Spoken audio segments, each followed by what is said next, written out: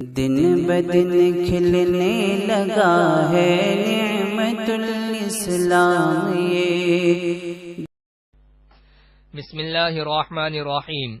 صرف 5 منٹ کا مدرسہ قرآن و حدیث کی روشنی میں 44واں دن 14 صفر المظفر۔ نمبر 1، اسلامی تاریخ۔ حضرت ہارون علیہ السلام۔ حضرت ہارون علیہ السلام حضرت موسیٰ علیہ السلام کے حقیقی بھائی تھے اور ان سے 3 سال بڑے تھے۔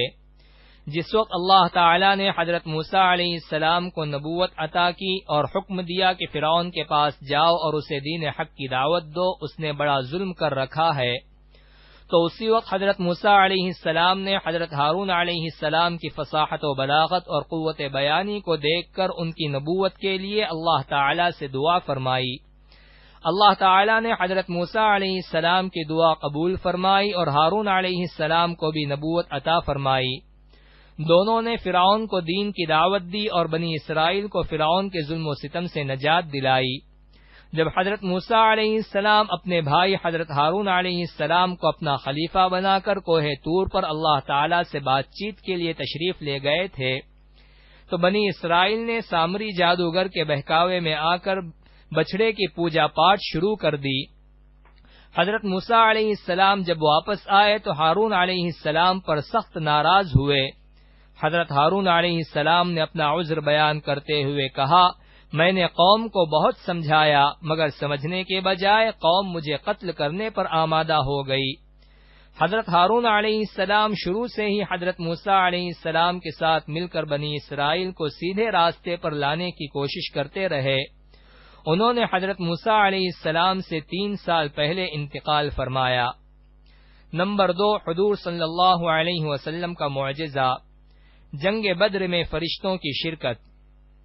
جنگ بدر کے دن ایک انصاری صحابی ایک مشرک کے پیچھے دوڑ رہے تھے۔ اچانک اس انصاری نے کوڑے مارنے کی آواز سنی اور ایک گھوڑ سوار کی آواز بھی سنی۔ وہ کہہ رہا تھا، آگے بڑھو۔ اس انصاری نے اپنے آگے دیکھا تو وہ مشرک چت پڑا ہوا تھا اور اس کی ناک اور منہ پھٹ چکے تھے۔ اس انصاری صحابی نے رسول اللہ صلی اللہ علیہ وسلم کو واقعہ بیان کیا تو آپ صلی اللہ علیہ وسلم نے فرمایا، تم نے سچ کہا، وہ تیسرے آسمان کا فرشتہ تھا جو ہماری مدد کے لیے آیا تھا۔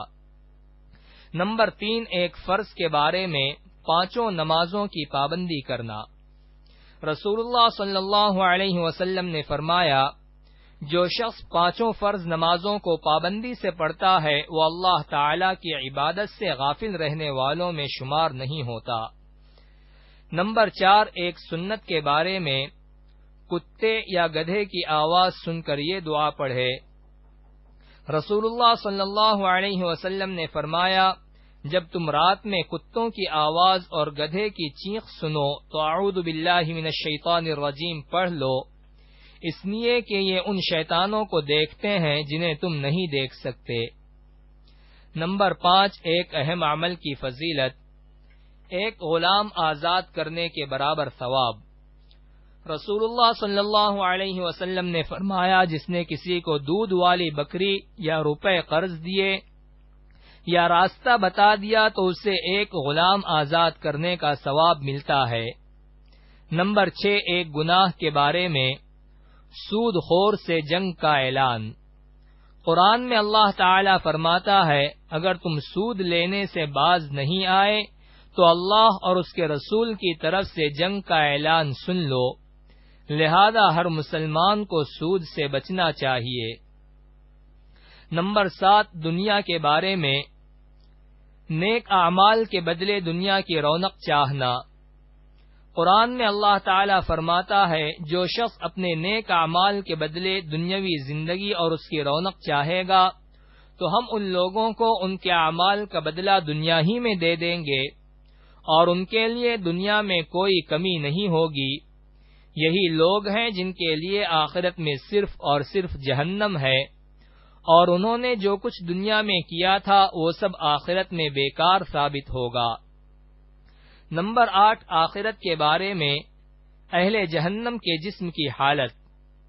رسول اللہ صلی اللہ علیہ وسلم نے فرمایا، جہنم میں دوزخیوں کو اتنا موٹا کر دیا جائے گا کہ ان میں سے ہر ایک کافر کی ایک کان کی لو اور اس کے کندھے کے درمیان 7 سال چلنے کا فاصلہ ہوگا.